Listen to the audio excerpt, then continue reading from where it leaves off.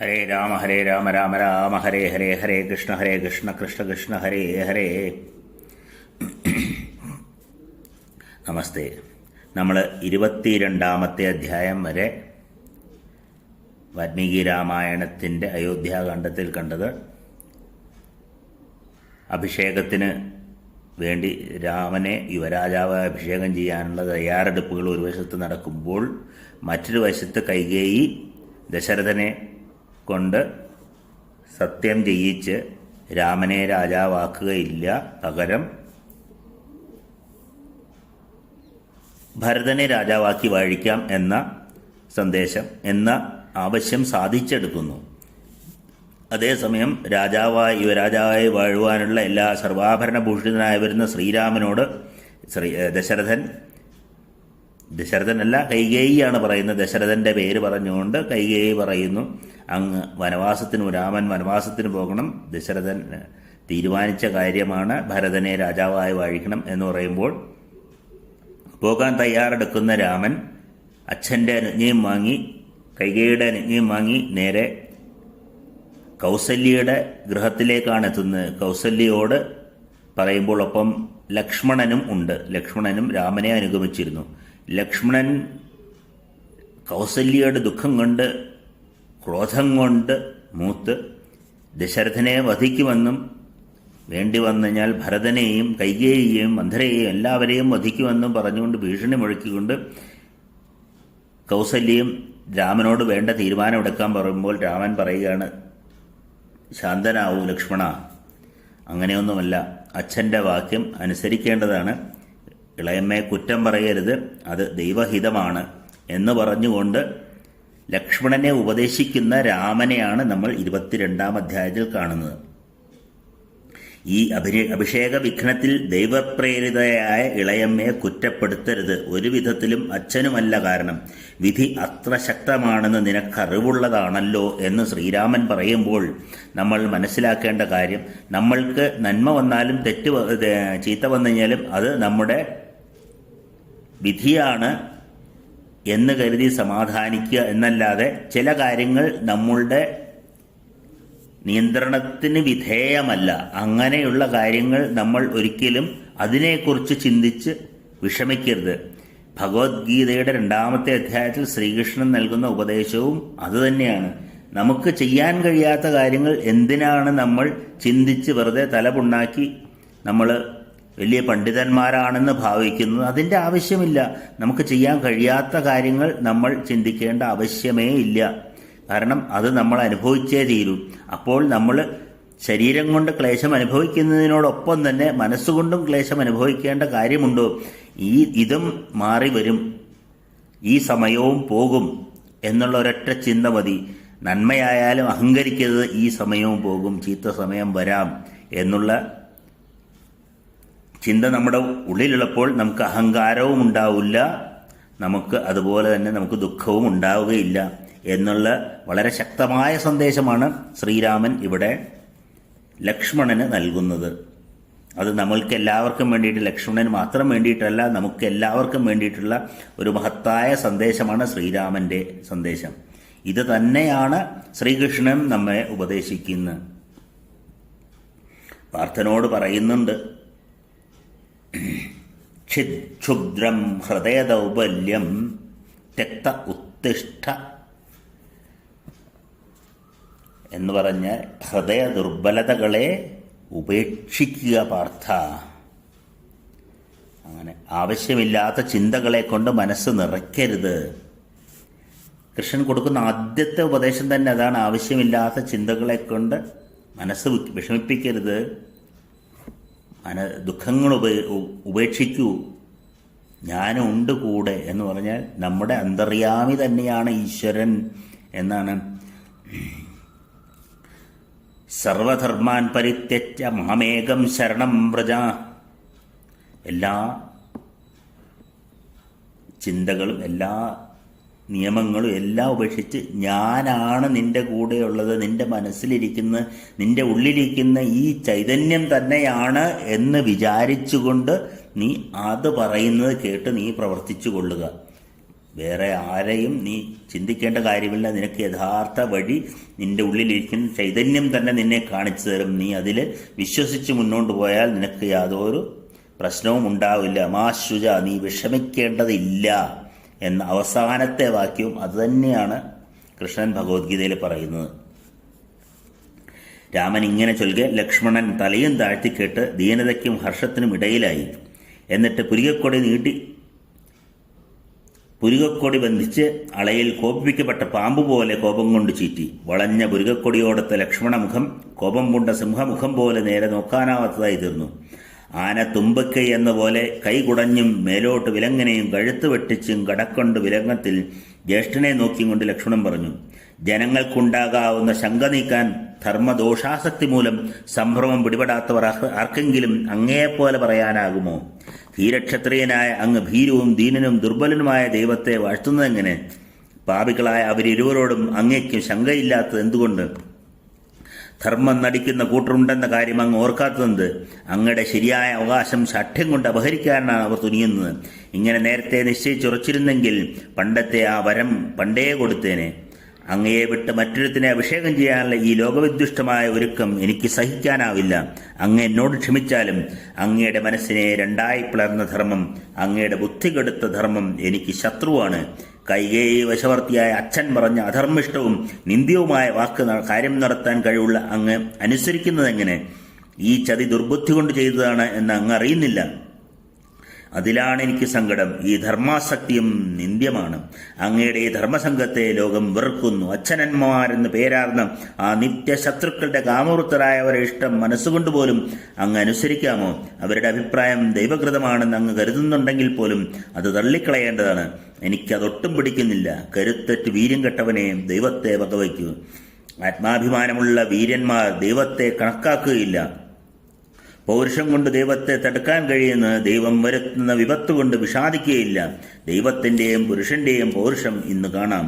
അവരുടെ ബലം ഇന്ന് വ്യക്തമാകും. അങ്ങയുടെ അഭിഷേകത്തെ മുടക്കിയ ദൈവം എൻ്റെ പൗരുഷം കൊണ്ട് ഹനിക്കപ്പെടുന്ന ഇന്ന് ആളുകൾ കാണും. മതം പൊട്ടി തോട്ടി തട്ടി കയറ് പൊട്ടിച്ചു പായുന്ന ആനയെ എന്ന പോലെ ദൈവത്തെ ഞാൻ പൗരുഷം കൊണ്ട് പിന്തിരിപ്പിക്കും. ലോകപാലകന്മാരെല്ലാവരും ത്രിലോകവാസികളേവരും ഒത്തുചേർന്നാലും ഇന്ന് രാമാഭിഷേകം മുടക്കാനാവില്ല. പിന്നെ അച്ഛൻ്റെ കാര്യം എന്തു പറയാൻ? അങ്ങയെ കാട്ടിലയക്കാൻ നമ്മൾ തമ്മിൽ പറഞ്ഞ് തീർച്ചപ്പെടുത്തിയവർ 14 സംവത്സരം വനത്തിൽ വാഴണം. അങ്ങയുടെ അഭിഷേകം മുടക്കാനും മകന് രാജ്യം കൊടുക്കാനുമുള്ള അവളുടെയും അച്ഛൻ്റെയും ആശ ഞാൻ ഒടുക്കും. എൻ്റെ ഉഗ്ര പൗരുഷം കൊണ്ട് ഒരുവൻ എത്ര ദുഃഖം ഏർപ്പെടുമോ അതിനനുസരിച്ച് സുഖം തരാൻ എന്നെ എതിർക്കുന്ന ദൈവത്തിനു സാധ്യമല്ല. 1000 ആണ്ട് പ്രജാപാലനം ചെയ്ത ശേഷം അങ്ങ് വനവാസത്തിന് പോകുമ്പോൾ അവിടുത്തെ പുത്രന്മാർ പ്രജാപാലനം നടത്തും. പ്രജകളെ പുത്രന്മാരെ പോലെ പാലിക്കാൻ പുത്രന്മാരെ ഏൽപ്പിച്ച് പണ്ടത്തെ രാജർഷികളെപ്പോലെ വേണം വനത്തിന് പോകാൻ. രാജാവിൻ്റെ ബുദ്ധി പതറിയിരിക്കെ രാജ്യക്ഷോഭം ഭയപ്പെട്ട് അങ്ങ് രാജ്യം വാഴാൻ വിസമ്മതിക്കുകയിൽ ധർമാത്മൻ ഞാൻ ശപഥം ചെയ്യുന്നു. എനിക്ക് വീരലോകം വേണ്ട. അങ്ങയുടെ രാജ്യത്തെ കരകടലിനെ എന്ന പോലെ ഞാൻ കാക്കും. മംഗളദ്രവ്യങ്ങൾ കൊണ്ട് അഭിഷേകം നടത്തുക, അതിൽ വ്യാപൃതനാകുക. രാജാക്കന്മാരെ ബലം കൊണ്ട് തടുക്കാൻ ഞാൻ ഒറ്റയ്ക്ക് മതിയാകും. ഈ കൈകൾ മോടിക്കല്ല, ഈ വില്ല അലങ്കാരത്തിനല്ല, ഈ വാൾ തൂക്കിയിടാനല്ല, അമ്പുകൾ കുറ്റി നാട്ടാനല്ല. ഇവ 4 വൈരികളെ കൊല്ലുവാനാണ്, വെല്ലുവാനാണ്. ശത്രു എന്ന് തോന്നുന്നവനെ എനിക്ക് വളരെ ഇഷ്ടമൊന്നുമല്ല. മിന്നൽ പോലെ മിന്നുന്ന മൂർച്ചയേറിയ വാളുകൊണ്ട് വജ്രിയെപ്പോലും ഞാൻ വെട്ടിവീഴ്ത്തും. വാൾ കൊണ്ടുള്ള വെട്ടേറ്റ് ആന, കുതിര, തേരാളി എന്നിവയുടെ തല, തുട, കാൽ എന്നിവ നുറുങ്ങി വീണ് ഭൂമിയിൽ കൂടി നടക്കാൻ വയ്യാതെയാകും. തീ പോലെ തിളങ്ങുന്ന എൻ്റെ വാളിൻ്റെ വെട്ടേറ്റു വൈരികൾ മിന്നലാർന്ന മുകിൽമാല പോലെ മണ്ണിൽ വീഴും. കയ്യുറയുമിട്ട് വില്ലുമേന്തി ഞാൻ നിൽക്കെ ഒരു ആണൊരുത്തൻ പോലും ആണത്തത്തോടെ നിൽക്കുമോ? നരവാജി ഗജങ്ങളുടെ മർമ്മങ്ങളിൽ അനേകം ബാണങ്ങൾ, ഒന്നിലും ഒരേ ബാണം പലരിലും ഞാൻ പ്രയോഗിക്കും. രാജാവിന് അപ്രഭുത്വവും അങ്ങേക്ക് പ്രഭുത്വവും വരുത്തുന്നതിന് ഇന്നെൻ്റെ അസ്ത്രപ്രഭാവം സമർത്ഥമാകും. ഇന്ന് ചന്ദനം ചാർത്തുവാനും തോൾവള അണിയാനും ധനദാനം ചെയ്യുവാനും സുഹൃത്തുക്കളെ പാലിക്കുവാനും അങ്ങയുടെ അഭിഷേകത്തിന് വിഘ്നം ചെയ്വരെ തടയാനും ഹേ രാമ, സമർത്ഥങ്ങളായ ഈ കൈകൾ വേണ്ടത് ചെയ്തുകൊള്ളും. പറയൂ, അങ്ങയുടെ ശത്രുക്കളിൽ ആരുടെ പ്രാണനും യശസ്സും മിത്രങ്ങളും വേർപെടുത്തണം. ഈ നാട് അവിടേക്ക് വിധേയമാകാൻ വേണ്ടത് ആജ്ഞാപിച്ചാലും അവിടത്തെ കിങ്കരനാണ് ഞാൻ. കണ്ണീർ തുടച്ച് വീണ്ടും സാന്ത്വനം പറഞ്ഞുകൊണ്ട് രാമൻ ലക്ഷ്മണനോട് പറഞ്ഞു, സൗമ്യ, പിതൃവാക്യത്തിൽ വ്യവസ്ഥിതനാണ് ഞാൻ എന്നറിയുക. അതല്ലല്ലോ നേരായ മാർഗം. എത്ര മനോഹരമായ മനുഷ്യന്റെ മനസ്സാണ് ലക്ഷ്മണൻ ഇവിടെ പ്രദർശിപ്പിക്കുന്നത്. 23-ാം അധ്യായത്തിൽ എന്തെങ്കിലും ദുഃഖം വരുമ്പോൾ ദൈവത്തിനെ കുറ്റം പറഞ്ഞുകൊണ്ട് നമ്മൾ തന്നെ എന്തും നേരിടാൻ ശക്തനാണ് എന്ന രീതിയിൽ ഞാൻ നേരിട്ടിറങ്ങും എന്ന് പറഞ്ഞുകൊണ്ട് യുദ്ധത്തിനൊരുങ്ങുന്ന, എന്ത് വന്നു കഴിഞ്ഞാലും ഞാൻ നേരിടും എന്ന് പറഞ്ഞുകൊണ്ട് എനിക്ക് ദൈവവചനമൊന്നും കാര്യമല്ല, ഞാൻ നേരിട്ട് എൻ്റെ ഇഷ്ടത്തിനനുസരിച്ച് ഞാൻ ദുഃഖത്തെ, അനിഷ്ടത്തെ ഞാൻ ഭസ്മീകരിക്കും എന്ന് പറഞ്ഞുകൊണ്ട് ക്രോധം കൊണ്ട് സ്വന്തം ബുദ്ധിയെ മറച്ചുകൊണ്ട് ഉഗ്രതാണ്ഡവത്തിനൊരുങ്ങുന്ന, സംഹാരത്തിനൊരുങ്ങുന്ന, യുദ്ധത്തിനൊരുങ്ങുന്ന ഒരു മനുഷ്യന്റെ മനസ്സാണ് ഇവിടെ ലക്ഷ്മണൻ വിവരിക്കുന്നത്. അതിന് ഒറ്റ വാക്യത്തിൽ ശ്രീരാമന്റെ മറുപടി, സൗമ്യ, പിതൃവാക്യത്തിൽ വ്യവസ്ഥിതനാണ് ഞാൻ എന്നറിയുക. അതല്ലോ നേരായ മാർഗം, അല്ലാതെ നീ പറഞ്ഞതല്ലല്ലോ നേരായ മാർഗം. അച്ഛൻ പറയുന്നത് അനുസരിക്കുക എന്നത് മാത്രമാണ് പുത്രന്റെ ധർമ്മം. അതിലെ സത്യാസത്യങ്ങൾ, നേരും നുണയും നമ്മൾ തിരയേണ്ടതില്ല എന്നുള്ള മഹത്തായൊരു വചനം രാമൻ അവിടെ പറയുന്നു. പലയിടത്തും രാമനും തെറ്റുന്നുണ്ട്, തെറ്റ് പറ്റാതിരുന്നിട്ടില്ല. പക്ഷേ 80% വളരെ കൃത്യമായി ആലോചിച്ച് പ്രവർത്തിക്കുന്ന രാമന്റെ കാര്യങ്ങൾ ഇവിടെ വാൽമീകി പറയുകയാണ്. രാമന്റെ തെറ്റല്ല നമ്മൾ മനസ്സിലാക്കാൻ, രാമന്റെ ശരിയാണ് നമ്മൾ മനസ്സിലാക്കേണ്ടത് എന്നിവിടെ പറയുകയാണ്.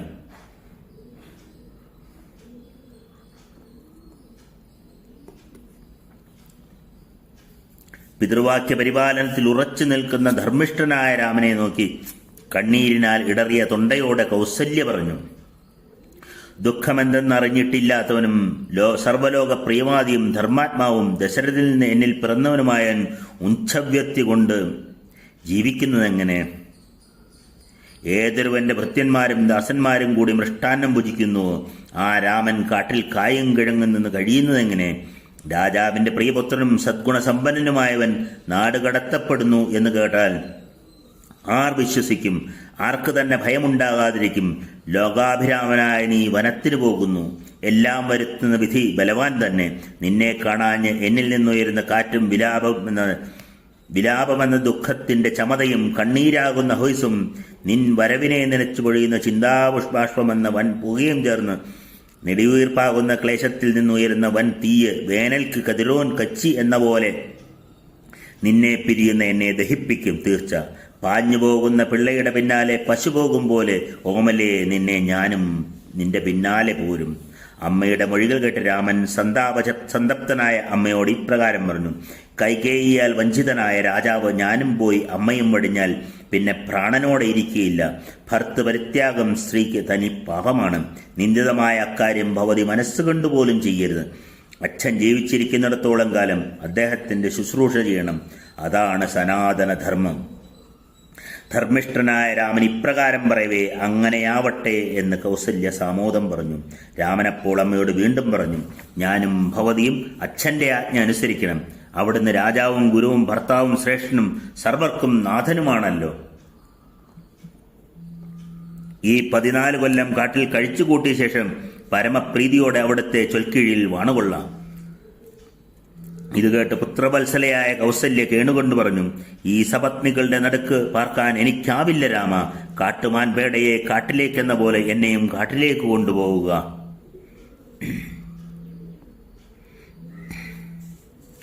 അച്ഛന്റെ വാക്ക് അനുസരിച്ച് നീ പോകാൻ തന്നെ ഉറച്ചെങ്കിൽ ഇപ്രകാരം കേഴുന്ന അമ്മയോട് കണ്ണീർ പൊഴിച്ചുകൊണ്ട് രാമൻ പറഞ്ഞു, സ്ത്രീക്ക് ജീവനുള്ള കാലമത്രയും ഭർത്താവ് ദൈവവും നാഥനുമാകുന്നു. ഭവതിക്കും എനിക്കും ഇപ്പോൾ രാജാവാണ് പ്രഭു. ലോകനാഥനായ രാജാവ് ഉള്ളതിനാൽ നാം അനാഥരല്ല.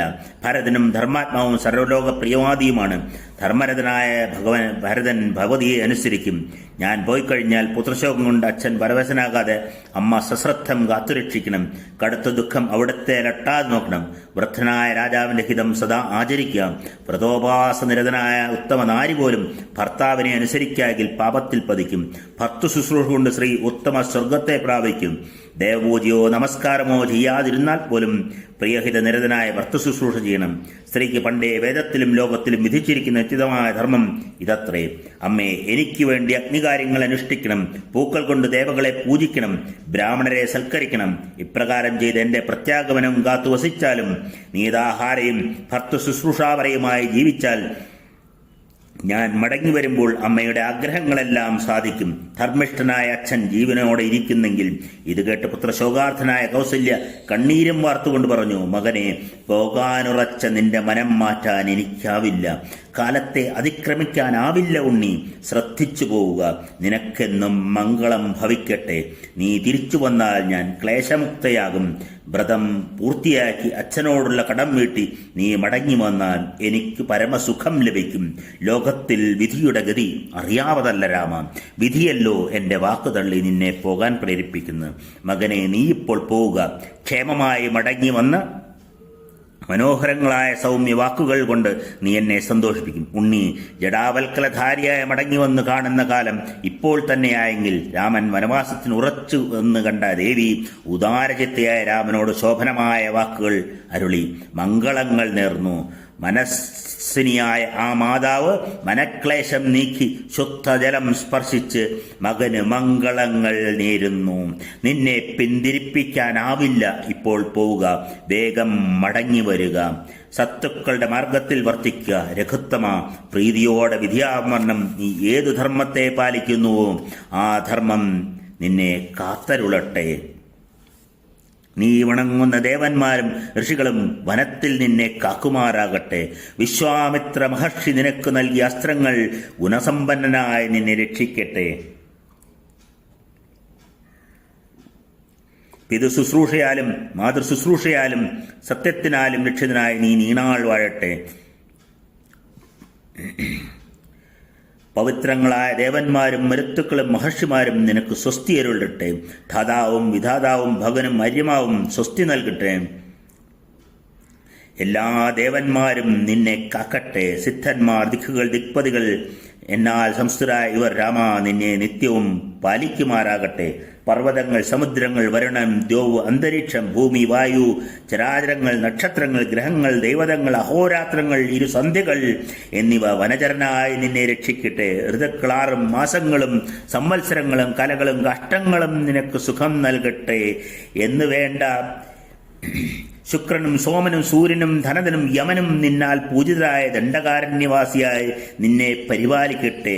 രാമമംഗളത്തിനു വേണ്ടി ഉത്തമ ബ്രാഹ്മണരെ കൊണ്ട് കൗസല്യ ഗന്ധമാല്യങ്ങൾ കൊണ്ടും ഉചിതങ്ങളായ സ്തുതികൾ കൊണ്ടും അഗ്നിയിൽ യഥാവിധ ഹോമം ചെയ്യിപ്പിച്ചും നെയ്യ്, വെളുത്ത മാലകൾ, ചമത, കടുക് എന്നിവ കൗസല്യ ഒരുക്കിക്കൊടുത്തുകൊണ്ട് വിദ്യാമണ്ണം ഉപാധ്യായനെ കൊണ്ട് ശാന്ത്യാനായ ഹോമങ്ങൾ നടത്തിച്ചു. ഉദശേഷം കൊണ്ട് ബാഹ്യബലിയും നൽകി. തേൻ, തൈർ, നെയ്യ്, അക്ഷതം ഇവയാൽ ബ്രാഹ്മണരെ കൊണ്ട് വനത്തിൽ സ്വസ്തിക്കായി സ്വസ്ത്യയനക്രിയ ചെയ്യിച്ചു. ഒരു മാതാവിന് തന്നെ കൊണ്ട് ചെയ്യാൻ കഴിയുന്നതെല്ലാം ചെയ്ത് രാമമാതാവ് ബ്രാഹ്മണർക്കുള്ള ഇഷ്ടവസ്തുക്കൾ നൽകി ദക്ഷിണയായി. രാമനോട് ഇപ്രകാരം പറഞ്ഞു, വൃത്രവധം കൊണ്ട് സർവദേവ നമസ്കൃതനായ സഹസ്രാക്ഷന് ലഭിച്ച മംഗളം നിനക്ക് ലഭിക്കട്ടെ. അമൃതഹരണത്തിനായി പോയ സുവർണന് വിനത അർപ്പിച്ച മംഗളം നിനക്ക് കിട്ടുമാറാകട്ടെ. അമൃതമദനകാലത്ത് ദൈത്യഹന്താവായ വജ്രയ്ക്ക് അതിഥിയരുളി വരം നിനക്ക് ഭവിക്കട്ടെ. മൂലോകവും മൂവടിയായ ഇളക്കെ ത്രിവിക്രമിൽ വെച്ച മംഗളം നിനക്ക് വന്നു ചേരട്ടെ. ഋഷികളും സാഗരങ്ങളും ദ്വീപുകളും വേദങ്ങളും ലോകങ്ങളും ദിക്കുകളും രാമ നിനക്ക് ശുഭമംഗളങ്ങൾ പുത്രശിരസിൽ പ്രസാദം തൂങ്ങി ശരീരത്തിൽ ഗന്ധങ്ങൾ പൂശി വിശല്യകരണിയായ ഔഷധം രക്ഷയായി ബന്ധിച്ച് കൗസല്യ മന്ത്രജപം നടത്തി. സന്തപ്തയെങ്കിലും സന്തുഷ്ടയെ പോലെ വാക്കിൽ മാത്രം ഭാവത്തിലല്ലാതെ തൊണ്ടയിൽ തങ്ങുന്ന വാക്കുകളാൽ കൗസല്യ പിന്നെയും പറഞ്ഞു. ശിരസ് പിടിച്ചു താഴ്ത്തി നെറുകയിൽ മുകർന്ന് കെട്ടിപ്പിടിച്ച് ആ അമ്മ മകനോടരുളി, രാമ, ഉദ്ദിഷ്ട കാര്യത്തിന് യഥാസുഖം പോവുക. കാര്യങ്ങൾ സാധിച്ച് ക്ഷേമമായി അയോധ്യയിൽ മടങ്ങിയെത്തി രാജാവായി വാഴുന്നത് കാണാൻ ഇടയാകട്ടെ. വനത്തിൽ നിന്ന് തിരിച്ചെത്തിയ നിന്നെ ദുഃഖങ്ങളെല്ലാം നീങ്ങി സന്തോഷം കൊണ്ട് തിളങ്ങുന്ന മുഖത്തോടെ ഉദിച്ചുയർന്ന പൂർണ്ണചന്ദ്രനെ എന്ന പോലെ ഞാൻ കാണുമാറാകട്ടെ. പിതൃവാക്യം പാലിച്ച ശേഷം വനത്തിൽ നിന്ന് മടങ്ങി വന്ന് സിംഹാസനസ്ഥനായി നിന്നെ ഞാനിനി കാണാൻ ഇടവരട്ടെ. മംഗളസമ്പന്നനായ നീ വനവാസം കഴിഞ്ഞ് ഇവിടെ എത്തി വധുവിനും എനിക്കും ഇഷ്ടവസ്തുക്കൾ സമ്മാനിക്കുക. ഉണ്ണി, പോയി വരൂ. എന്നാൽ അർച്ചിതരായ പരമശിവാദി ദേവന്മാരും മഹർഷികളും ദേവന്മാരും ഭൂതഗണങ്ങളും നാഗങ്ങളും ദിക്കുകളും, രാമ, വനത്തിന് പോകുന്ന നിനക്ക് ഹിതങ്ങളരുളട്ടെ. കണ്ണീർ നിറഞ്ഞൊഴുകുന്ന കൺകളോടെ ഇപ്രകാരം യഥാവിധി സ്വസ്തിയനം സമാപിപ്പിച്ച് രാമനെ പ്രദക്ഷിണവും ചെയ്ത് വീണ്ടും വീണ്ടും നോക്കി അമ്മ ആലിംഗനം ചെയ്തു.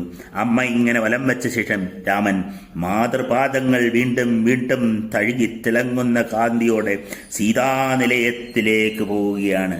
ഇനി സീതയുമായുള്ള സംവാദമാണ് രാമന്.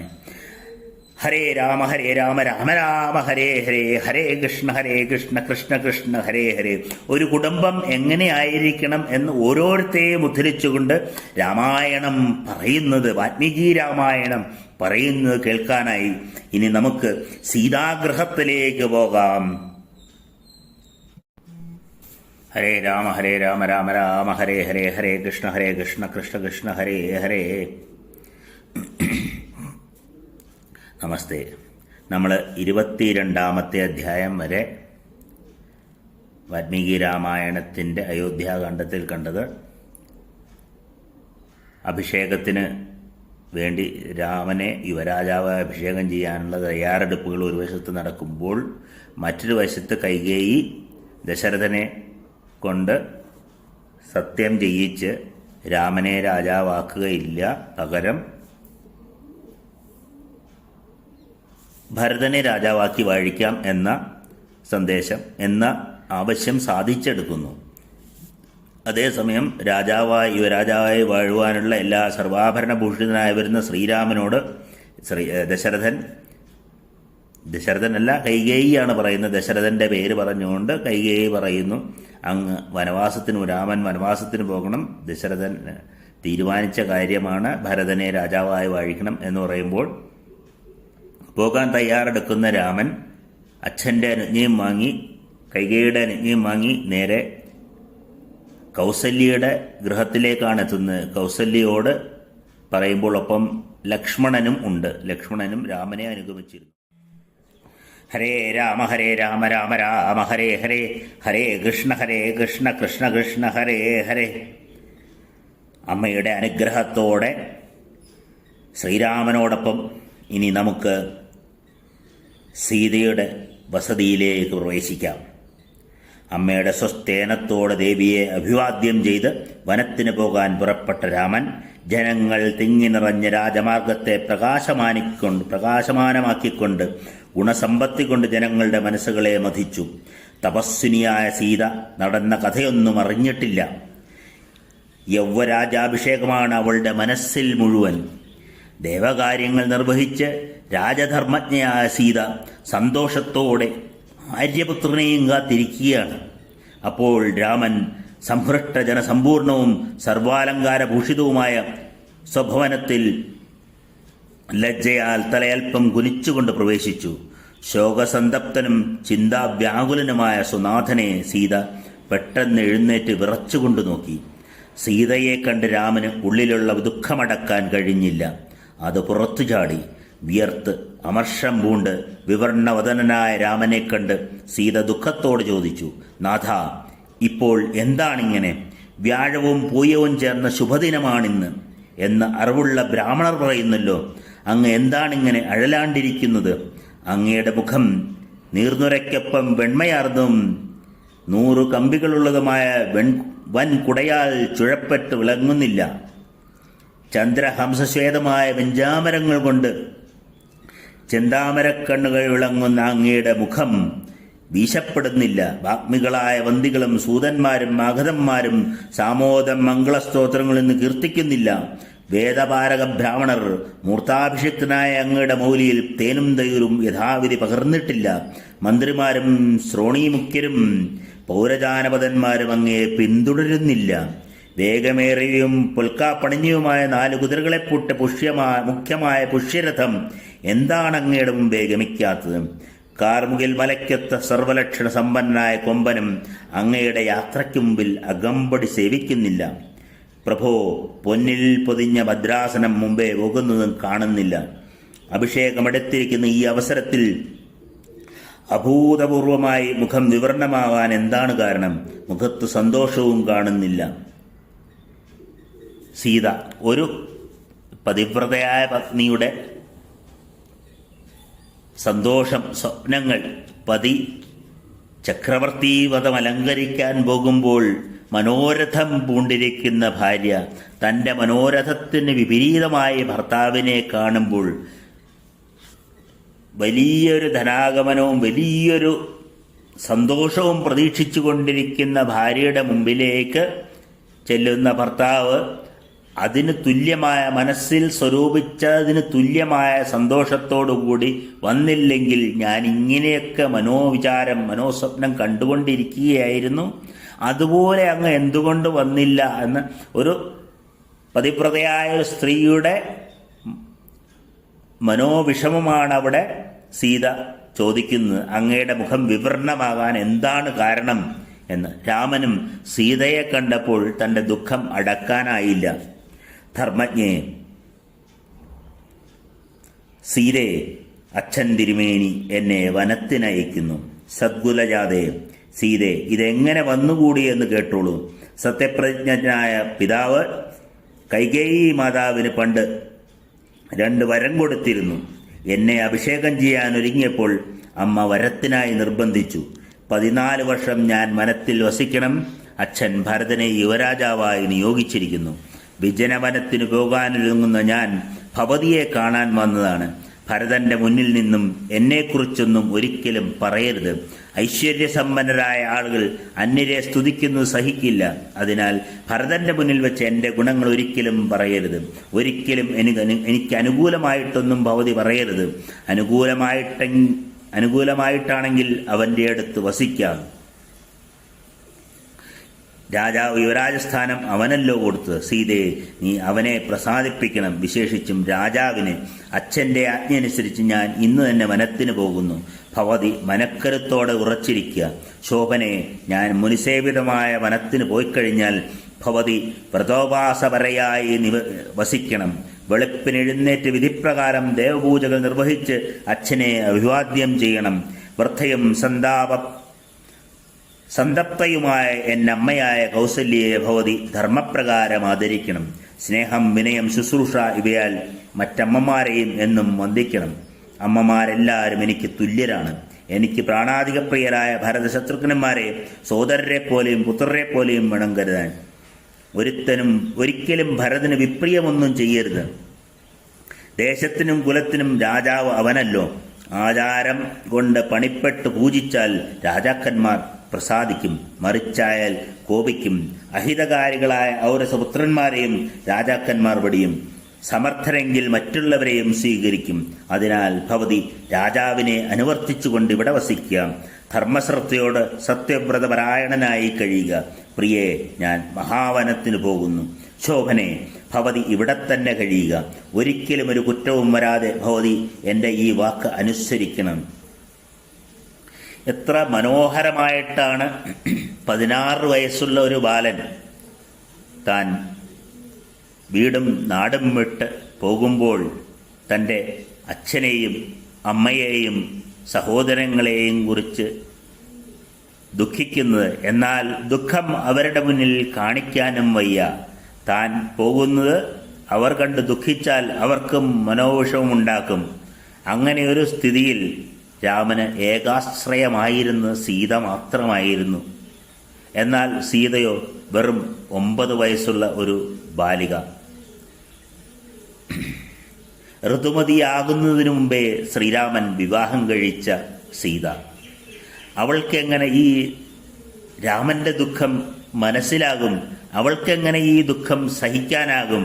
അവളാണെങ്കിൽ തൻ്റെ പ്രിയ ഭർത്താവ് ചക്രവർത്തിയായി അനുഗ്രഹീതനായി ആനപ്പുറത്ത് രഥത്തിൻ്റെ അകമ്പടിയോടുകൂടി എഴുന്നള്ളി വരുന്നതും കാത്തിരിക്കുന്നു. അങ്ങനെയുള്ള സീതയോട് പക്വതയെത്താത്ത വാക്കുകൾ കൊണ്ട്, എന്നാൽ വളരെ മനോഹരമായി തൻ്റെ മനസ്സിലുള്ള വിഷമങ്ങൾ മുഴുവൻ അവതരിപ്പിക്കുന്ന തൻ്റെ മാതൃഭക്തിയും തൻ്റെ പിതാവിനെക്കുറിച്ചുള്ള വിഷമങ്ങളും പിതാവിൻ്റെ ഉത്തരവാദിത്വത്തെക്കുറിച്ചുള്ള ഓർമ്മകളും എല്ലാം തൻ്റെ സഹോദരന്മാരെ, തന്നേക്കാൾ പ്രായം കുറഞ്ഞ തൻ്റെ 3 സഹോദരന്മാരെ എങ്ങനെ അനുനയിപ്പിച്ച് സീത ഒരു കുടുംബിനിയെ പോലെ ഗൃഹലക്ഷ്മിയായി അവിടെ താമസിക്കണം എന്നുള്ള തൻ്റെ ആഗ്രഹം പക്വതയില്ലാത്ത വാക്കുകൾ കൊണ്ടാണെങ്കിലും പക്വതയുള്ള മനസ്സോടെ എല്ലാവരിൽ നിന്നും ഒഴിച്ച് സീതയ്ക്ക് മുമ്പിൽ മാത്രം അവതരിപ്പിക്കുന്ന രാമൻ എന്ന പൂർണ്ണ മനുഷ്യൻ, ആ മനുഷ്യനെയാണ് ഇവിടെ വിരിക്കുന്നത്. തൻ്റെ ദുഃഖങ്ങളെല്ലാം പത്നിയുടെ മുമ്പിൽ അവതരിച്ചപ്പോൾ 9 വയസ്സായ സീതയുടെ മറുപടി എന്താണെന്ന് നമുക്ക് ഇനി കേൾക്കാം. ഈ രാമായണം വാൽമീകി പറയുന്നത് വെറുമൊരു കഥയായിട്ടല്ല. അധ്യാത്മരാമായണത്തിൽ 4200 ശ്ലോകങ്ങൾ കൊണ്ട് വർണ്ണിച്ചപ്പോൾ പറയാൻ വിട്ടുപോയ പല മഹത്തായ വചനങ്ങളും 24,000 ശ്ലോകങ്ങൾ കൊണ്ട് നമ്മുടെ ഓരോരുത്തരുടെയും മനോവിചാരങ്ങൾ വാൽമീകി വളരെ മനോഹരമായി ഇവിടം മുതൽ വിവരിക്കുകയാണ്. അയോധ്യാകാന്ഡം മുതൽ.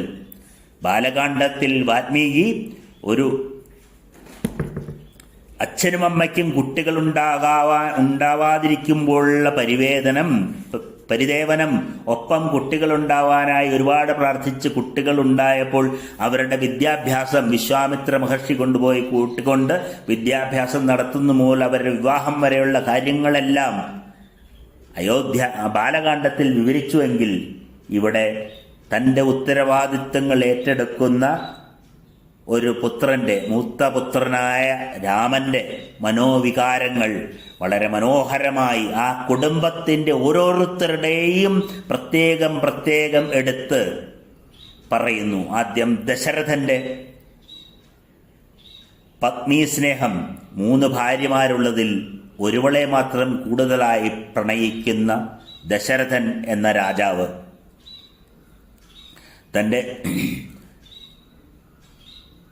ഇച്ഛാശക്തി, ജ്ഞാനശക്തി, ക്രിയാശക്തി എന്നിവയെല്ലാം ഒരു മനുഷ്യൻ്റെ 3 വികാരങ്ങളാണ്. അതിൽ ഇച്ഛാശക്തിയായ കൈകേയി എല്ലാം എനിക്ക് വേണം എന്ന ഇച്ഛാശക്തിയാണ് ദശരഥനിൽ ഏറ്റവും കൂടുതൽ ഉയർന്നു നിൽക്കുന്നത്. എന്നാൽ അതിനനുസരിച്ച് തൻ്റെ ക്രിയകൾ പോകുന്നില്ല എന്നുള്ളത് കൗസല്യയിലൂടെ പറയുന്നു. നമ്മുടെ ഇച്ഛാശക്തിക്കനുസരിച്ച് നമ്മുടെ പ്രവൃത്തി പഥത്തിലും നമുക്ക് ഉയർച്ച ഉണ്ടാകേണ്ടതാണ്. എന്നാൽ ഏറ്റവും ഉയർന്നു നിൽക്കേണ്ടുന്നതായ ജ്ഞാനശക്തി, നമ്മുടെ വിവേകം, അതെങ്ങനെയായിരിക്കണം, അതെങ്ങനെ ദശരഥനിൽ ഒരു സാധാരണ മനുഷ്യനായ ദശേന്ദ്രിയങ്ങൾ കൊണ്ട് 10 ഇന്ദ്രിയങ്ങൾ നമ്മളെ പലയിടത്തേക്ക് വലിക്കുമ്പോൾ 10 രഥങ്ങളിലൂടെ കണ്ണ്, ചെവി, മൂക്ക്, ത്വക്ക്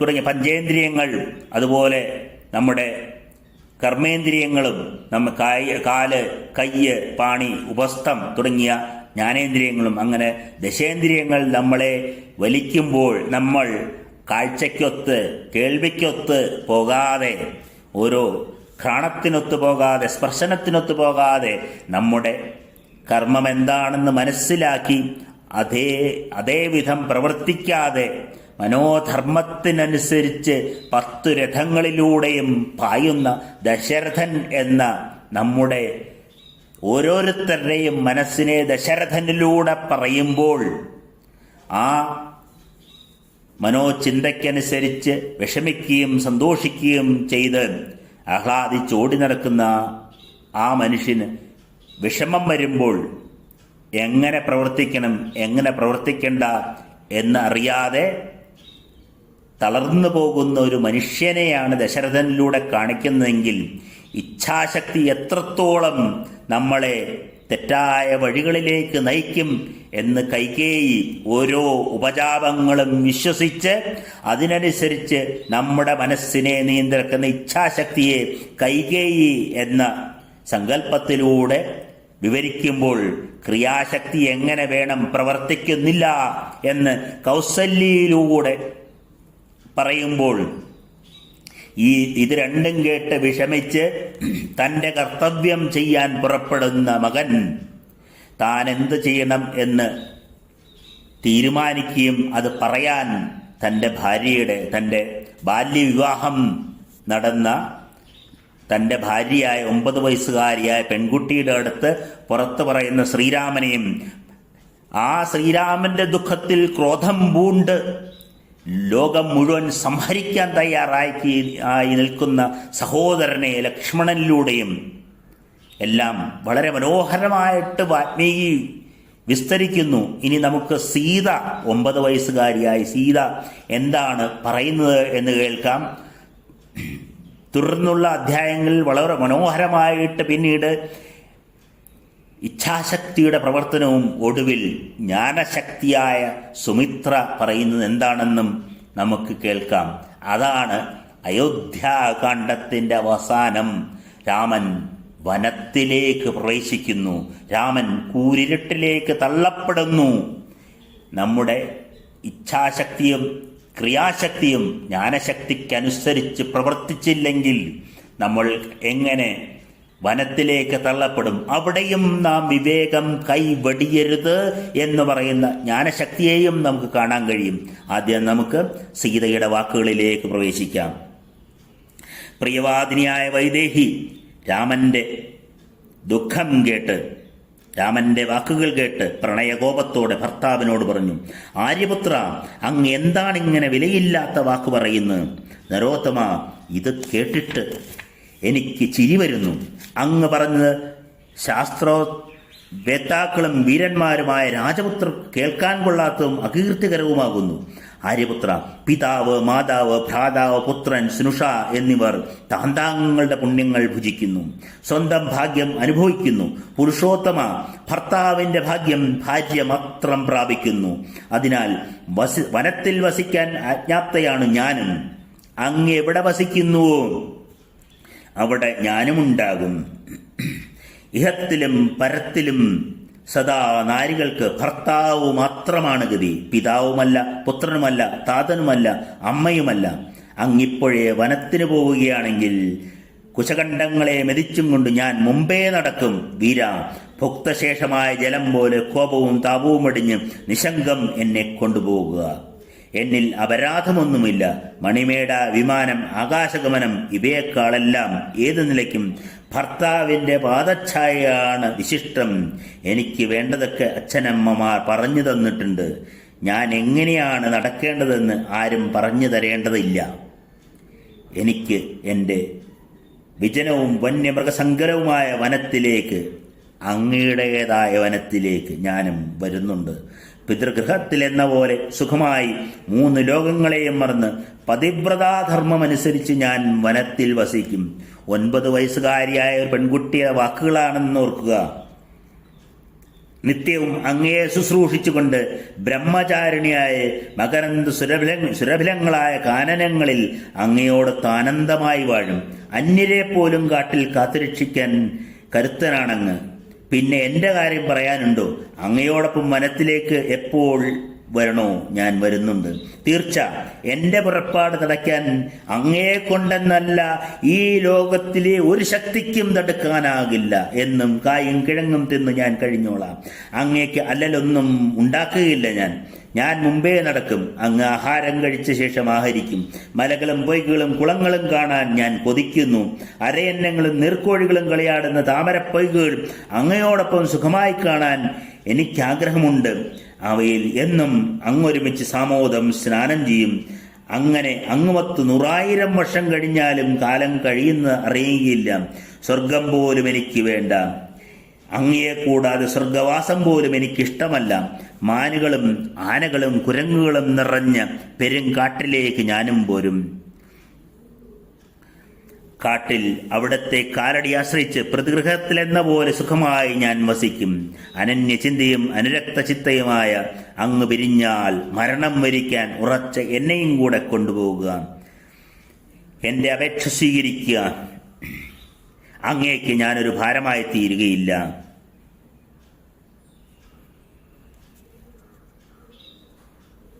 തൻ പ്രിയൻ തന്നടവി തന്നയോധ്യ രാജധാനി,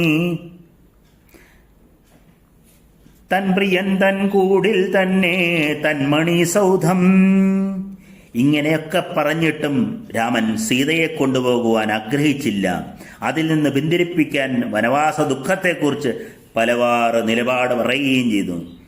രാമൻ ഇപ്പോഴും സീതയെ കൊണ്ടുപോകാനുള്ള ധൈര്യം ഉണ്ടായിട്ടില്ല. കാരണം രാമൻ ചിന്തിക്കുന്ന തലം വേറെയാണ്, സീത ചിന്തിക്കുന്ന തലം രാമനെ കുറിച്ച് മാത്രമാണ്. രാമൻ ചിന്തിക്കുന്നത് കാട്ടിൽ പോയാൽ ഈ വാക്കുകൾ പോലെ അത്ര എളുപ്പമാകില്ല പ്രവൃത്തിപഥം. സീതയെ കാത്തുരക്ഷിക്കുക എന്ന ധർമ്മം തന്നാൽ കഴിയുമോ എന്ന ചിന്ത രാമനെ അലട്ടുന്നു. വനത്തിലെ ക്ലേശങ്ങളോർത്ത് സീതയെ കാട്ടിൽ കൊണ്ടുപോകാൻ രാമൻ നനച്ചില്ല. രാമൻ ചിന്തിക്കുമ്പോൾ തൻ്റെ അച്ഛനോടും അമ്മയോടും താൻ ഏറ്റവും വിശ്വസിക്കുന്ന തൻ്റെ അമ്മമാരോടും അച്ഛനോടും സഹോദരങ്ങളോടും ഇപ്പോൾ സീത നാട്ടിൽ നിന്നാൽ സുരക്ഷിതയായിരിക്കും. എങ്ങനെയാണ്? അതുകൊണ്ട് രാമൻ ഇങ്ങനെ പറഞ്ഞു. കണ്ണീരിൽ കുളിച്ച് നിൽക്കുന്ന സീതയെ നോക്കി രാമൻ പറയുകയാണ്, സീതേ, ഭവതി സത്കുല പ്രസൂതയും നിത്യം ധർമ്മതൽപരയുമാകുന്നു. ഭവതിയുടെ ധർമ്മം ആചരിക്കുക, അതാണ് എനിക്ക് മനസ്സുഖം നൽകുക. ഭവതി ഞാൻ പറയും പോലെ ചെയ്യുക. വനത്തിൽ ക്ലേശങ്ങൾ ഒട്ടേറെ, അവ കേട്ടോളൂ. വനവാസത്തിലുള്ള വിചാരം വെടിയുക. നനക്കാൻ പോലും വഴി കാണാതെ കൊടുങ്കാടാണ് വനം. ഭവതിയുടെ ഹിതമോർത്താണ് ഞാനിത് പറയുന്നു. കാട്ടിൽ സുഖമെന്നൊന്നില്ല. ഹിതം, പ്രിയം, 2 കാര്യങ്ങളുണ്ട് എപ്പോഴും. അത് വളരെ വ്യക്തമായി രാമൻ ഇവിടെ പറയുന്നു. ഹിതം എന്ന് പറഞ്ഞാൽ നമ്മൾക്ക് നല്ലതേതാണോ അതാണ് നമുക്ക് ഹിതമായിട്ടുള്ളത്. നമ്മൾക്ക് നമ്മുടെ മനസ്സെന്ത് പറയുന്നു അതാണ് നമുക്ക് പ്രിയമായിട്ടുള്ളതും. ഹിതവും പ്രിയവും അനുസരിച്ച് നമ്മളെപ്പോഴും ഈശ്വരനോട് പ്രാർത്ഥിക്കുന്നത് നമ്മുടെ ഹിതം നടത്തിത്തരയണമേ എന്നല്ല, നമ്മുടെ പ്രിയം നടത്തിത്തരയണമേ എന്നാണ്. ഭഗവാൻ അതുകൊണ്ടാണ് പലപ്പോഴും ഈശ്വരൻ നമുക്ക് ഹിതമായത് കാട്ടിത്തരുമ്പോൾ നമുക്ക് ദുഃഖം തോന്നുന്നു. ഈ ഭഗവാൻ എന്ന് പറയുന്നത് നമ്മുടെ ചിത്തത്തിൽ തന്നെയാണ്. നമ്മൾ എന്ത് കാര്യം വിചാരിച്ചു കഴിഞ്ഞാലും നമ്മുടെ മനസ്സിൽ 2 ചിന്തകളുണ്ടാകും. സൂക്ഷിച്ചു നോക്കിയാൽ നമുക്ക് മനസ്സിലാകും. ആ വഴി ശരിയല്ല എന്ന് പറയും, ആ വഴിയെ തന്നെ പോകണം എന്ന് മറ്റൊരു ചിന്തയും ഉണ്ടാകും. ആ വഴിയെ തന്നെ പോകണം എന്ന് പറയുന്ന ചിന്തയാണ് മനസ്സ്, അതാണ് പ്രിയം. ആ വഴി ശരിയല്ല എന്ന് പറയുന്ന ചിന്ത നമ്മുടെ ഹിതമാണ്, അതാണ് നമ്മുടെ ആത്മാവ്, ഈശ്വര ചൈതന്യം. അതുമാത്രമാണ് നമ്മൾ 33 കോടി ജനങ്ങളുണ്ടെങ്കിൽ 33 കോടി ഈശ്വരന്മാരുണ്ടെന്ന് പറയുന്നത്. അതുകൊണ്ടാണ് നമ്മുടെ ഓരോരുത്തരുടെയും മനസ്സിലിരിക്കുന്നതാണ് നമ്മുടെ ഈശ്വരൻ. ക്ഷേത്രങ്ങളിലോ നാഹം വസാമി വൈകുണ്ഠേ കൈലാസേന തീർത്ഥങ്ങളിലോ കൈലാസത്തിലോ വൈകുണ്ഠത്തിലോ അമ്പലത്തിലോ പള്ളിയിലോ ഒന്നുമല്ല ഈശ്വരൻ വസിക്കുന്നത്. ഞാൻ ജ്ഞാനികളുടെ മനസ്സിനുള്ളിലാണ് വസിക്കുന്നത് എന്ന് ദേവീ ഭാഗവതത്തിൽ പറയുന്ന വരികൾ ഇവിടെ ഉദ്ധരിക്കുവാൻ ഞാൻ ആഗ്രഹിക്കുന്നു. വളരെ മനോഹരമായി രാമായണത്തിന് ശേഷം വായിക്കേണ്ടതായ ദേവീ ഭാഗവത്തിൽ ഒരു മനുഷ്യൻ എങ്ങനെ ജീവിക്കണം എന്ന് വളരെ കൃത്യമായി പറയുന്ന ദേവീ ഭാഗവത്തിൽ പറയുന്നു. നമ്മുടെ ഉള്ളിൽ തന്നെയാണ് ഓരോരുത്തരുടെയും ഈശ്വരൻ ഓരോരുത്തരുടെയും ഉള്ളിലാണ് വസിക്കുന്നത്. ആ ശരീരവും ദേഹം ചേർന്ന ആ രൂപമാണ് ഞാനാണ് പരമേശ്വരി. ആ ശരീരത്തെയും കാത്തുരക്ഷിക്കണം, ആ മനസ്സിനെയും കാത്തുരക്ഷിക്കണം. ശരീരത്തെ കാത്തുരക്ഷിക്കാനായി ആയുർവേദമുണ്ട്, മനസ്സിനെ കാത്തുരക്ഷിക്കാനായി എൻ്റെ ഭാഗവതമുണ്ട്. അത് വായിക്കൂ, മനസ്സിനെ രക്ഷിക്കൂ, ആ മനസ്സിനെ ശരിയായ വഴിയിലൂടെ നിയന്ത്രിക്കൂ. ആയുർവേദവും യോഗവും വഴി ശരീരത്തെയും രക്ഷിക്കൂ. എക്സസൈസ് ചെയ്യണം, കൃത്യമായി മരുന്നുകൾ കഴിക്കണം, മനസ്സിന് സന്തോഷം പകരുന്ന പുസ്തകങ്ങൾ വായിക്കണം. അതാണ് മനസ്സിനും ശരീരത്തിനും സന്തോഷം നൽകുന്നത്. അതാണ് പരമാത്മാവ്, അതാണ് ഞാൻ എന്ന് ദേവീ ഭാഗവതം പറയുന്നു.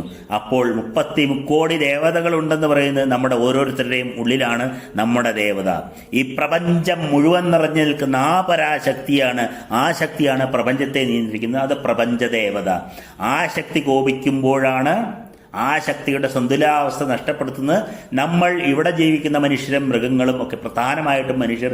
അപ്പോഴാണ് നമുക്ക് ആ സന്തുലിതാവസ്ഥ നിഷേധിക്കപ്പെടുമ്പോഴാണ് ഭൂകമ്പം, പ്രളയം തുടങ്ങിയവയൊക്കെ വരുന്നത്. അല്ലാതെ ഈശ്വരൻ കോപിക്കുന്നു ഒന്നുമല്ല. സാക്ഷി മാത്രമാണ് ഈശ്വരൻ. ആ ശക്തി എല്ലാത്തിനെയും നിയന്ത്രിച്ചുകൊണ്ട് നിൽക്കുന്ന ആ ശക്തിയെ നമ്മൾ ഒരു മേശപ്പുറത്ത് നമ്മൾ ഒരു വസ്തു വെച്ച് കഴിഞ്ഞാൽ മേശ അതിനെ താങ്ങുന്നു. എന്നാൽ അത് താഴെ വീണാൽ മേശ താഴെ വീഴാതെ തടയില്ല. അതുമാത്രം മനസ്സിലാക്കി കഴിഞ്ഞാൽ നമ്മൾ വക്കത്തൊരു വസ്തു വെച്ചിട്ട് ആ മേശപ്പുറം അതിനെ താങ്ങിയില്ല എന്ന് പറയുന്നതിൽ യാതൊരർത്ഥവുമില്ല. ആ മേശപ്പുറം താങ്ങണമെങ്കിൽ ആ മേശയ്ക്ക് സന്തുലിതമായ അവസ്ഥയിൽ ആ ഭാരമേറിയ വസ്തു അതിൻ്റെ പുറത്ത് വെക്കണം. അല്ലെങ്കിൽ അത് താഴെ വീഴും. നോക്കി നിൽക്കാൻ മാത്രമേ മേശയ്ക്ക് കഴിയൂ. പ്രവൃത്തിപഥം നമ്മളാണ് ചിന്തിക്കേണ്ടത്. നമ്മുടെ ഇച്ഛാശക്തിയെ നിയന്ത്രിക്കേണ്ടത് നമ്മളാണ്. നമ്മുടെ ക്രിയാശക്തിയെ നിയന്ത്രിക്കേണ്ടത് നമ്മളാണ്. ഇതിന് രണ്ടിനും നമുക്ക് ജ്ഞാനശക്തി നൽകുന്ന പുസ്തകങ്ങൾ, നമുക്ക് ഇഷ്ടപരമായ, നമുക്ക് അറിവ് നൽകുന്ന പുസ്തകങ്ങൾ വേണം നമ്മൾ വായിക്കാൻ. ജ്ഞാനശക്തിയാണ് ഏറ്റവും വികസിക്കേണ്ടത്. അതിനനുസരിച്ച് ക്രിയാശക്തി കൊണ്ട് ഇച്ഛാശക്തിയെ നിയന്ത്രിച്ചു കൊണ്ടുപോവുക എന്നാണ് ഇവിടെ നമ്മൾ മനസ്സിലാക്കേണ്ടത്. അതുകൊണ്ട് ആ സീതയെ കൂടെ നിർത്തണം എന്ന ഇച്ഛാശക്തി ഉണ്ടെങ്കിലും ക്രിയാശക്തിക്ക് അതിനെ മറികടക്കാൻ കഴിയുമോ? വനത്തിൽ എങ്ങനെയാണ് വനം എന്നറിയില്ല, താൻ പോയി കണ്ടിട്ടില്ല. അതുകൊണ്ട് ആ വനം എങ്ങനെയാകുമെന്ന് കൃത്യമായിട്ട് അറിയില്ലല്ലോ. അതുകൊണ്ട് ദേവിയുടെ ഹിതമോർത്ത് തൻ്റെ ഇച്ഛാശക്തിയെയും നിയന്ത്രിച്ചുകൊണ്ട് രാമൻ ക്രിയാശക്തിയിൽ കുറച്ച് സംശയം ഉള്ളതുകൊണ്ട് തൻ്റെ ജ്ഞാനശക്തി ഉപയോഗിച്ച് സീതയോട് പറയുകയാണ്. മതയാനകൾ കളിക്കുന്ന കാട്ടാറുകൾ ഒട്ടേറെയുണ്ട്. ചേറ് നിറഞ്ഞ് മുതലകൾ തിങ്ങി മതയാനകൾ അവിടെ കളിക്കുന്നുണ്ട്. ദുഃഖമാണ് വനം. വള്ളിയും മുള്ളും നിറഞ്ഞ് കാട്ടുകോഴികൾ കൂകുന്ന, വെള്ളം കിട്ടാത്ത, വഴിയില്ലാത്ത ഇടമാണ് വനം. അതിനാൽ ദുഃഖമത്രേ വനം. മണ്ണിൽ വീണ് കിടക്കുന്ന ഇലകളിൽ വേണം രാത്രിയിൽ തളർന്നു കിടന്നുറങ്ങാൻ. അതെ, വനം ദുഃഖമത്രേ. മരങ്ങളിൽ നിന്ന് താഴെ വീണ പഴങ്ങൾ കൊണ്ട് പകലും സ്വയം സന്തോഷം കൊള്ളണം. ആകയാൽ വനം വിന തന്നെ. സീതെ ആവും പോലെ പട്ടിണിയും കിടക്കേണ്ടി വേണം. ജട ചുമക്കണം, മരവിരി ഉടുക്കണം, ദേവതകളെയും പിതൃക്കളെയും വന്നുചേരുന്ന അതിഥികളെയും യഥാവിധി പൂജിക്കണമെന്നും എന്നും 3 നേരം കുളിക്കണം, അടങ്ങിയൊതുങ്ങി ജീവിക്കണം. അതിനാൽ വനം വളരെ ദുഃഖകരമാകുന്നു. സ്വയം ശേഖരിച്ച പൂക്കൾ കൊണ്ട് വേദിയിൽ ആർഷവിധിപ്രകാരം പൂജ നടത്തണം സീതെ. അതിനാൽ വനം ദുഃഖം തന്നെ. കാട്ടിൽ കഴിയുന്നവർ ആഹാരം ചുരുക്കി കിട്ടുന്നത് കൊണ്ട് കഴിഞ്ഞുകൂടണം. കൊടുങ്കാറ്റ്, കൂരിട്ട്, പട്ടിണി മുതലായ പേടി ഇവയാൽ കാട് ക്ലേശകരമാണ്. ശോഭനെ, വഴിക്ക് പലതരം പാമ്പുകൾ മുളഞ്ഞു പായുന്നുണ്ടാകും. പുഴകൾ പോലെ വളഞ്ഞു പോകുന്ന ആറ്റുപാമ്പുകൾ വഴിമുടക്കി കിടക്കുന്നുണ്ടാകും. ആകയാൽ ദുഃഖമാണ് വനം. പാറ്റ, തേൾ, പുഴു, ഈച്ച, കൊതുക് ഇവ സദാ ഉപദ്രവിക്കും. കാട്ടിൽ സകലതും ദുഃഖതരമാകുന്നു. മരങ്ങൾ, മുൾച്ചെടികൾ, കുശകൾ, കാശകൾ തുടങ്ങി വളഞ്ഞു പിളഞ്ഞു കിടക്കുന്ന, കെട്ടുപിടഞ്ഞു കിടക്കുന്ന അനേകം കുറ്റിച്ചെടികൾ ഉണ്ടാകും. കാട്ടിൽ പാർക്കുന്നവർക്ക് കായക്ലേശം ഒട്ടേറെ, ഭയകാരണങ്ങൾ നിരവധി. വനവാസം സദാ ദുഃഖകരം തന്നെ. ക്രോധവും ലോഭവും വെടിയണം, തപസ്സിന് തയ്യാറാകണം. പേടി തോന്നിയാൽ നടുങ്ങരുത്, വനമെന്നും ദുഃഖമാകും. ആകയാൽ ഭവതി വനത്തിൽ വരേണ്ട. വനം ഭവതിക്ക് പറ്റിയതല്ല. ആലോചിച്ചു നോക്കിയിട്ട് എനിക്ക് വനം വളരെ ക്ലേശകരമായി കാണുന്നു. വനത്തിന് കൊണ്ടുപോകാൻ രാമൻ ഒരുങ്ങാതിരിക്കെ സീത രാമന്റെ വാക്കനുസരിക്കുകയല്ല, ദുഃഖത്തോടെ രാമനോട് പറയുകയാണ് ചെയ്യുന്നത്. രാമ, വനവാസത്തെ സംബന്ധിച്ച് അങ്ങ് പറഞ്ഞ ദോഷങ്ങളെല്ലാം അങ്ങയുടെ സ്നേഹം മുമ്പിലുള്ള എനിക്ക് ഗുണങ്ങൾ തന്നെ എന്നറിഞ്ഞാലും മാനുകൾ, സിംഹങ്ങൾ, ആനകൾ, കടുവകൾ, എട്ടിമാനുകൾ, ചമരങ്ങൾ, ഗവയങ്ങൾ, മറ്റ് കാട്ടുമൃഗങ്ങൾ ഇവയെല്ലാം അദൃഷ്ടപൂർവമായ അവിടുത്തെ രൂപം കണ്ട് പമ്പ കടക്കും. സകലതിനും അങ്ങയെ ഭയമാണ്. ഓരോ പത്നിയുടെ പതിയിലുള്ള പൂർണ്ണമായ വിശ്വാസം സമർപ്പിക്കുകയാണ് സീത അവിടെ. രാമൻ സീതയെക്കുറിച്ച് ആ സ്നേഹം കൊണ്ട്, സീതയോടുള്ള സ്നേഹം കൊണ്ട് സീതയെ പിന്തിരിപ്പിക്കാൻ ശ്രമിക്കുമ്പോൾ സീത പരിപൂർണ പരിത്യാഗിയായി എന്ത് വന്നു കഴിഞ്ഞാലും ശ്രീരാമനോടൊപ്പം ഉണ്ടാകും. ശ്രീരാമനില്ലാതെ ആയാൽ അങ്ങയോടൊപ്പം പോരാൻ കഴിയാതിരുന്നാൽ ഞാൻ പ്രാണം ത്യജിക്കേണ്ടി വരും. അങ്ങയുടെ അടുത്ത് വസിക്കുന്ന എന്നെ എതിർക്കാൻ ദേവർക്കരജനായ വജ്രധരന് പോലും, ദേവേന്ദ്രന് പോലും ആവില്ല. ഭർത്തൃഹിതായ നാരി ജീവിച്ചിരിക്കാൻ ശക്തയല്ല എന്ന് കുറച്ചു മുമ്പ് അങ്ങ് അമ്മയോട് പറഞ്ഞല്ലോ. എനിക്ക് വനവാസം വേണ്ടിവരും. പിതൃഗൃഹത്തിൽ വെച്ച് ബ്രാഹ്മണർ എന്നോട് പറഞ്ഞിട്ടുണ്ട്, ബ്രഹ്മജ്ഞരായ മുനിമാർ എന്നോട് പറഞ്ഞിട്ടുണ്ട്, എനിക്ക് വനവാസത്തിന് സാധ്യതയുണ്ട് എന്ന്, വനവാസം വേണ്ടിവരും എന്ന് എൻ്റെ ജാതകത്തിൽ എഴുതി വച്ചിരിക്കുന്നു. അതിനാൽ ഭർത്താവിനോടൊത്ത് ഞാനും പോരുന്നു. മറ്റൊന്നും എനിക്ക് കേൾക്കണ്ട പ്രിയപ്പെട്ട ഭർത്താവേ, വിധി ഞാൻ അനുസരിക്കും. അങ്ങയോടൊപ്പം ഞാനും പോരും. അതിനുള്ള കാലം ഇതാ വന്നെത്തി. ബ്രാഹ്മണർ പറഞ്ഞത് സത്യമായി തീരട്ടെ. വനവാസത്തിൽ പലതരം ക്ലേശങ്ങൾ ഉണ്ടെന്ന് ഞാനും കേട്ടിട്ടുണ്ട് രാമ. അടക്കവും ഒതുക്കവും ഇല്ലാത്തവർക്കേ ഭവിക്കൂ. പിതൃഗൃഹത്തിൽ കന്യകയായിരിക്കെ അമ്മയുടെ മുമ്പ് വെച്ച് ഒരു ഭിക്ഷണിയിൽ നിന്ന് വനവാസത്തെക്കുറിച്ച് ഞാൻ കേട്ടിട്ടുണ്ട്. അങ്ങയോടത്ത് കാട്ടിൽ പാർക്കാൻ ഞാൻ പണ്ടേ കൊതിച്ചിരിക്കുകയായിരുന്നു. അതങ്ങ് പലവാർ സമ്മതിച്ചിട്ടുണ്ട്. നാഥ, യാത്രയ്ക്ക് ഞാൻ ഉറച്ചു. അങ്ങേക്ക് ഭദ്രം. വനചരനായ ധീരന്റെ പരിചരണം എനിക്കിഷ്ടമാണ്. ശുദ്ധാത്മൻ പ്രേമഭാവത്തോടെ ഭർത്താവിനെ പിന്തുടർന്ന് ഞാൻ പരിശുദ്ധയായി തീരട്ടെ. ഭർത്താവാണ് എനിക്ക് പരമേശ്വരൻ. സദാ അങ്ങയോടുള്ള സംഗമമാണ് ലോകത്തിലും എനിക്ക് പരമഹേതു എന്നിങ്ങനെ കീർത്തിമാന്മാരായ ബ്രാഹ്മണരുടെ പവിത്ര വാണികൾ കേട്ടിട്ടുണ്ട്. അങ്ങ് വനത്തിൽ പോകുമ്പോൾ അങ്ങ് പരമേശ്വരനാണെങ്കിൽ ഞാൻ പതിവ്രതയായ ശ്രീപാർവതീദേവി തന്നെ ആവുകയില്ലേ ഭഗവാനെ? അതുകൊണ്ട് പിതാക്കൾ ആർക്ക് ഏവളെ ഉദപൂർവം ദാനം ചെയ്യുന്നു, പരത്തിലും അവൾ സ്വധർമ്മത്താൽ അവൻ്റേതാകുന്നു. എന്നിരിക്കെ സുഹൃതയും പതിവ്രതയുമായ സ്വഭാര്യയെ കൂടെ കൊണ്ടുപോകാൻ അങ്ങ് കൂട്ടാക്കാതിരിക്കാൻ എന്താണ് കാരണം? ഭക്തയും പതിവ്രതയും ദീനയും സുഖദുഃഖങ്ങളിൽ സമചിത്തയും അങ്ങയുടെ സുഖചിത്തങ്ങളിൽ സുഖദുഃഖിനിയുമായ എന്നെ അങ്ങ് കൊണ്ടുപോവുക തന്നെ വേണം. ദുഃഖിതയായ എന്നെ കൊണ്ടുപോകാൻ അങ്ങ് ഉദ്ദേശിക്കുന്നില്ലെങ്കിൽ വിഷം കുടിച്ചോ തീയിൽ ചാടിയോ പുഴയിൽ വീണോ ഞാൻ മരണം വരിക്കും. എന്നിട്ടും അങ്ങയുടെ പുറകെ ആത്മാവായി ഞാൻ പോരും. വനയാത്രയ്ക്ക് ഇപ്രകാരം പലവിധം യാചിക്കുന്ന സീതയെ വിജനവനത്തിലേക്ക് കൊണ്ടുപോകാൻ രാമൻ സമ്മതിച്ചില്ല. ഇത് കേട്ട് സീത ചിന്തയിലാണ്ടു. കണ്ണുനീരിൽ നിന്നൊഴിയ ചുടുകണ്ണീർ കൊണ്ട് ഭൂമിയെ കുളിപ്പിച്ചു. ചിന്തയിലാണ്ട് ക്രോധം പൂണ്ട സീതയെ പിന്തിരിപ്പിക്കാൻ രാമൻ പല സാന്ത്വനങ്ങളും പറഞ്ഞു നോക്കുന്നുണ്ട്. രാമൻ സമാധാനിപ്പിക്കാൻ നോക്കെ സ്നേഹം കൊണ്ട് തൻ്റെ പതിവ്രതയായ ഭാര്യ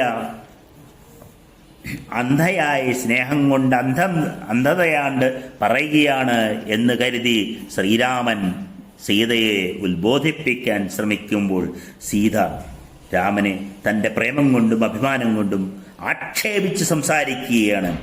ആൺവേഷം കെട്ടിയ പെണ്ണായ അങ്ങയുടെ മകളുടെ കണവനായി കിട്ടിയ എന്നച്ഛൻ മിഥിലാധിപൻ എന്താണാവോ കരുതിയത്? ആളുകൾ അറിയാതെ പറയുന്ന അസത്യമാണ്. ഇല്ല, തിളങ്ങുന്ന കതിരോനിൽ എന്ന പോലെ തേജസ്സില്ല രാമനിൽ. എന്താണങ്ങ് വിഷണ്ണനായിട്ടിരിക്കുന്നത്? ആരെ ഭയന്നിട്ടാണ് അങ്ങ് അനന്യപരായണനായി എന്നെ വെടിയാൻ വിചാരിക്കുന്നത്? ദ്യുമത്സേനാപുത്രനായ സത്യവാനെ പിന്തുടർന്ന സാവിത്രിയെ പോലെ അങ്ങയെ അനുവർത്തിക്കുന്നവളാണ് ഞാൻ എന്നറിഞ്ഞാലും വെറും കുലടയെപ്പോലെ മനസ്സുകൊണ്ട് പോലും പരപുരുഷനെ നോക്കുവോളല്ല ഞാൻ. അങ്ങയോടൊപ്പം ഞാൻ പോരും.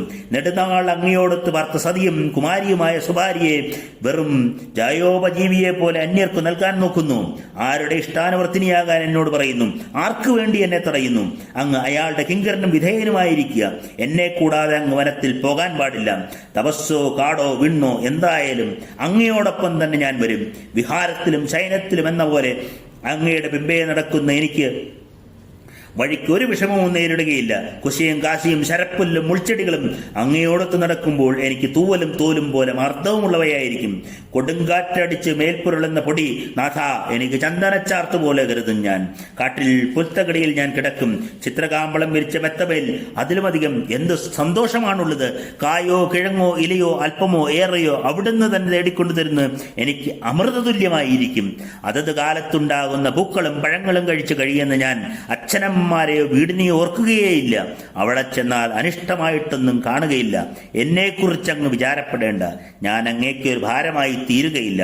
അങ്ങയോടൊത്ത ഇടമാണ് എനിക്ക് സ്വർഗം. അങ്ങില്ലെങ്കിൽ അവിടം നരകവും.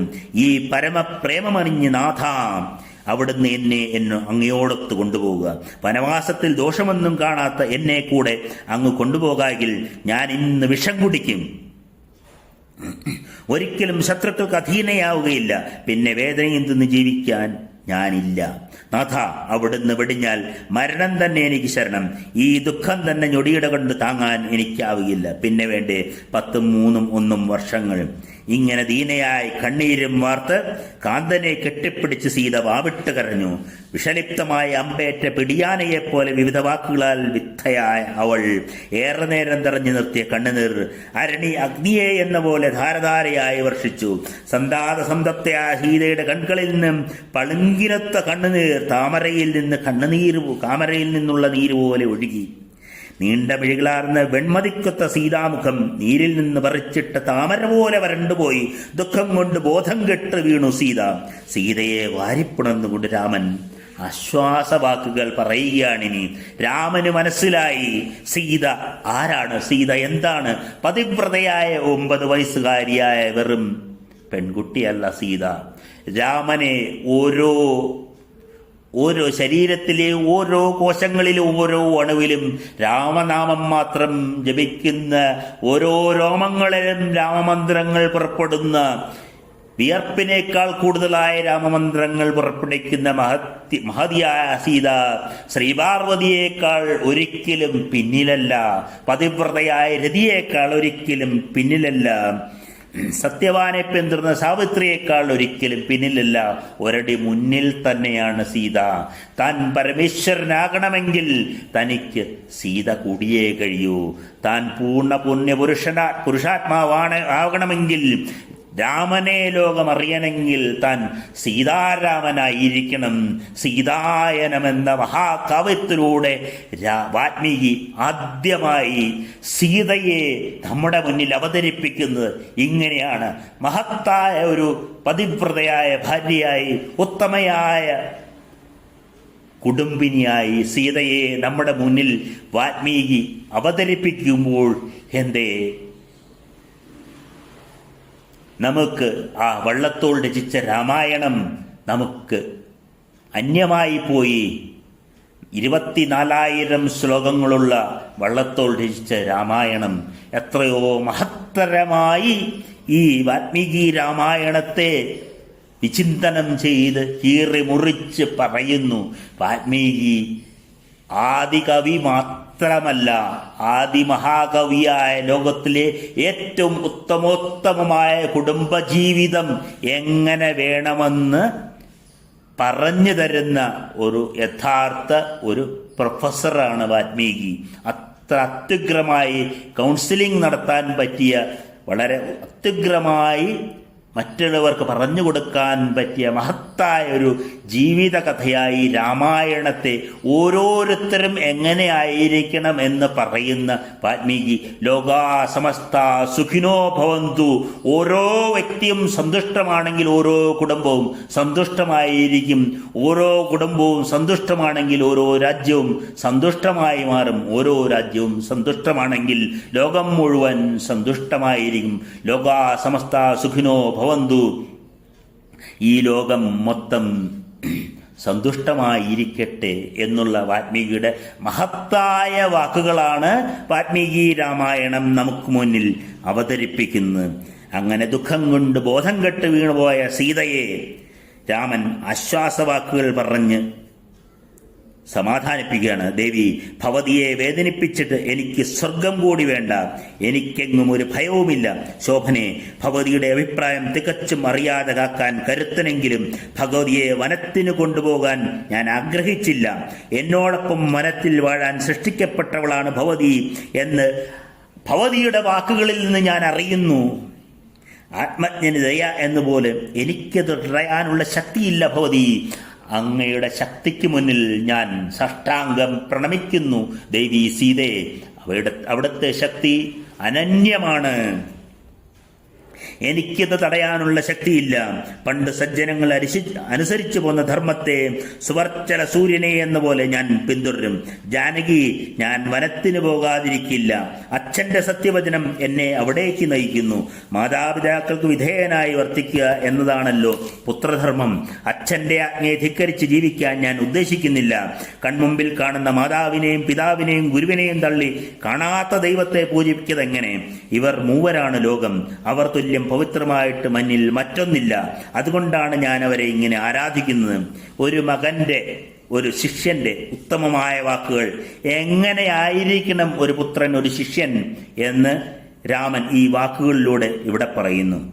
സീതേ, പിതൃശുശ്രൂഷ പോലെ ബലദായകമല്ല സത്യമോ ദാനമോ മാനമോ യജ്ഞമോ സ്വർഗമോ ധനമോ ധാന്യമോ വിദ്യയോ പുത്രരോ സുഖദുഃഖങ്ങളോ.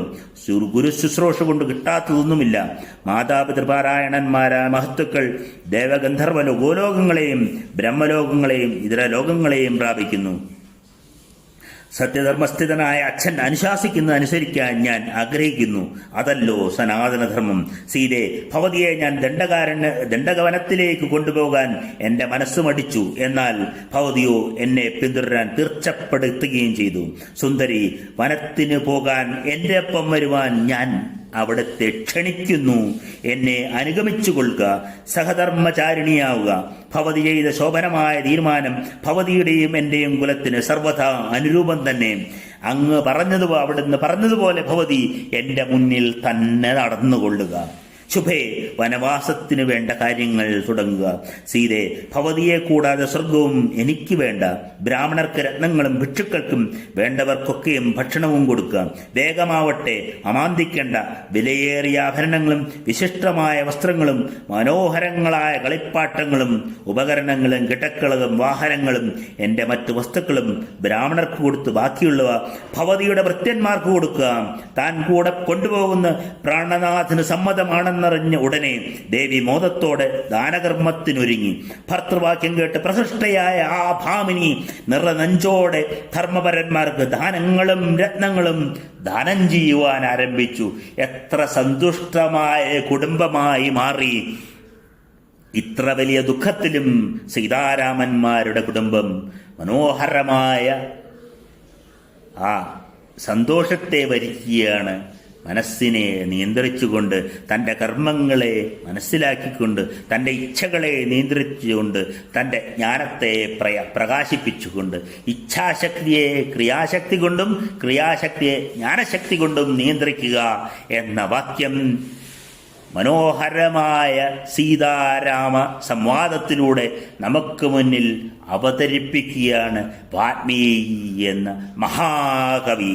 ആ വാൽമീകിക്ക് വന്ദനം, ആ വാൽമീകിക്ക് വന്ദനം, ആ വാൽമീകിക്ക് വന്ദനം. മഹാകവിയായ വാൽമീകിയെ സ്തുതിക്കാതെ മറ്റൊരു കാര്യവും ഇല്ല. അത്രയ്ക്ക് മനോഹരമായ മഹാകാവ്യം നമുക്ക് വേണ്ടി തന്ന വാൽമീകിയെ വന്ദിക്കാതെ നമുക്ക് മുന്നോട്ടൊന്നും ചെയ്യുവാനില്ല. കൂജന്തം രാമരാമേതി മധുരം മധുരാക്ഷരം ആരുഹ്യ കവിതാശാഖാം വന്ദേ വാൽമീകി കോകിലം. കൂജന്തം രാമരാമേതി മധുരം മധുരാക്ഷരം ആരുഹ്യ കവിതാശാഖാം വന്ദേ വാൽമീകി കോകിലം. കൂജന്തം രാമരാമേതി മധുരം മധുരാക്ഷരം ആരുഹ്യ കവിതാശാഖാം വന്ദേ വാൽമീകി കോകിലം. വാൽമീകേർ മുനിസിംഹസ്യ കവിതാ വനചാരിണാം ശൃണ്ണൻ രാമകഥാനാഥം കോനയാതി പരാംഗതിം. ഇങ്ങനെ മനോഹരമായ ശ്രീരാമകഥ ചൊല്ലുന്ന വാൽമീകിയെയും ശ്രീരാമനെയും സീതയെയും കൗസല്യയെയും ദശരഥനെയും അയോധ്യ രാജധാനിയെയും അയോധ്യ നിവാസികളെയും വണങ്ങിക്കൊണ്ട് നമുക്ക് ഇപ്പോൾ നിർത്താം. ഇനി അടുത്ത 10 അധ്യായങ്ങളിൽ ശ്രീരാമന്റെ വനവാസത്തിനുള്ള ഒരുക്കങ്ങളും എല്ലാവരോടും യാത്ര പറയലും 31 മുതലുള്ള അധ്യായങ്ങളിൽ നമുക്ക് കാണാം. 40-ാമത്തെ അധ്യായത്തിൽ ജ്ഞാനശക്തിയായ സുമിത്രയുടെ പ്രവേശവും കാണാം. അതും മറ്റൊരു മഹത്തായ അധ്യായമാണ്. അവിടെയും പ്രത്യേകമായി നമുക്ക് അത് പ്രഭാഷണത്തിലൂടെ മനസ്സിലാക്കാൻ ശ്രമിക്കാം.